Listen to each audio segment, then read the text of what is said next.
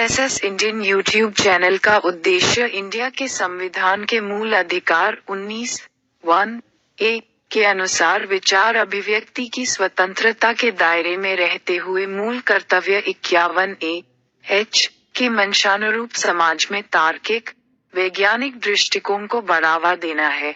किसी धर्म, संप्रदाय, समाज, जाति, लिंग व व्यक्ति की भावनाओं को आहत करना बिल्कुल नहीं है। साथियों, जय मानवता। मैं डॉक्टर एसएस इंडियन आज एक ज्वलंत विषय को लेकर के आपके बीच उपस्थित हुआ हूं।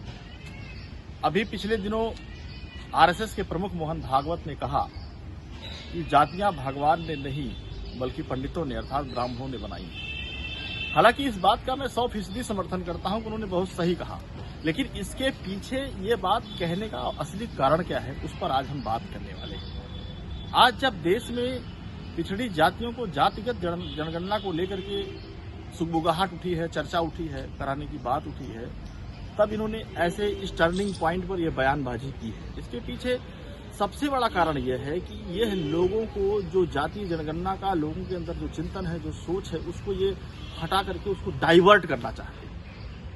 मैं आपको बताना चाहता हूं कि जातीय जनगणना की बात इसलिए उठी क्योंकि जो पिछड़ी जातियों का शोषण हुआ है हजारों सालों से, अभी इनके जो तमाम ग्रंथ हैं उनमें अगर हम उदाहरण लें तो जातियों को बारी बारी से किस तरह से गाली दिया गया है। उससे पहले आपको मैं बता दूं, जाति को लेकर के मामला अभी जालौर का कांड है। बच्चे को मटके में पानी पीने से केवल अछूत होने के नाते, अनुसूचित जाति का होने के नाते उसको मास्टर ने मारा और बच्चा मर गया। इसी तरह की तमाम घटनाएं हैं। हाथरस की घटना है जहां दलित लड़की के साथ बलात्कार होता है, उसकी हत्या होती है और रातों रात उसको शासन प्रशासन मिल करके जला देता है। गोरखपुर का कांड है जहां अनीस कनौजिया जो वीडियो था, सरकारी नौकरी करता था और दीप्ति मिश्रा से लव मैरिज किया, जहां पर उसके परिवार वाले केवल जाति समस्या को लेकर के खुश नहीं थे, उसके साथ जातीय समस्या के कारण उसको भरे चौराहे पर कत्ल कर दिया गया। इस तरह की तमाम घटनाएं हैं, एक दो नहीं। अभी प्रतापगढ़ की घटना है उत्तर प्रदेश में, जहां पर दुर्गा मूर्ति को खाली उसको अनुसूचित जाति का व्यक्ति था, अछूत होने के कारण उसको छू देने से उसकी हत्या कर दी जाती है। इस तरह की तमाम घटनाएं हैं, रोज आए दिन अखबार भरे पड़े हैं।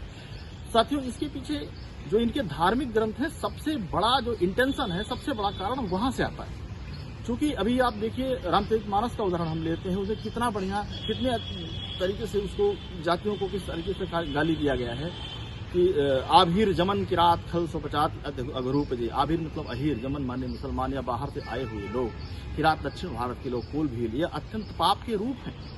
हालांकि मुख्यमंत्री मुलायम सिंह यादव रह चुके हैं, अखिलेश यादव उत्तर प्रदेश के मुख्यमंत्री रह चुके हैं, तो क्या इनको पाप कहा जा सकता है?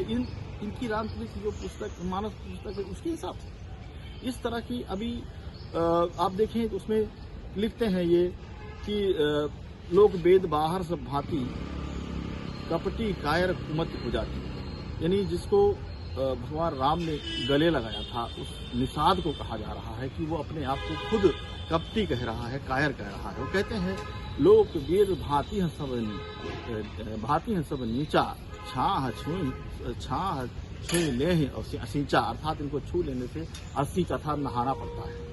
इसी तरीके से तमाम लोग जातियों को बारी बारी से गाली दिया गया है। जे वर्णाधम तेल को भरा, सुपच की रात कोल करवारा।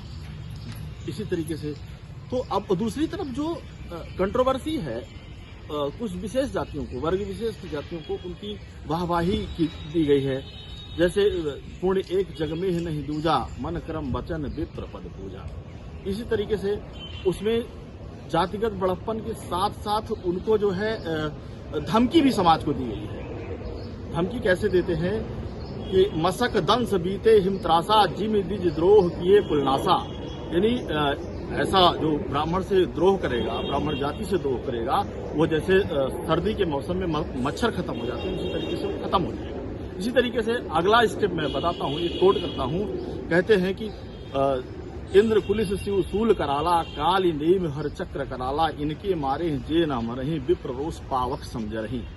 यानी इंद्र के वज्र से, शिव के त्रिशूल के, जम के दंड से कोई बच सकता है, लेकिन विप्र के श्राप से, विप्र के द्रोह से कोई बच नहीं सकता है, ऐसा वर्णन उसमें मिलता है।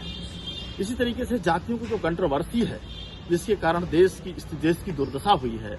आपको बताएं, अगर शराब और बरदान में इतनी ताकत थी तो 712 में मोहम्मद बिन कासिम जो अरब से आया था, 6000 सेना लेकर के सिंध प्रांत के राजा दाहिर सेन के ऊपर आक्रमण करता है, उनकी 60,000 सेना समेत उनको धूल चटा देता है।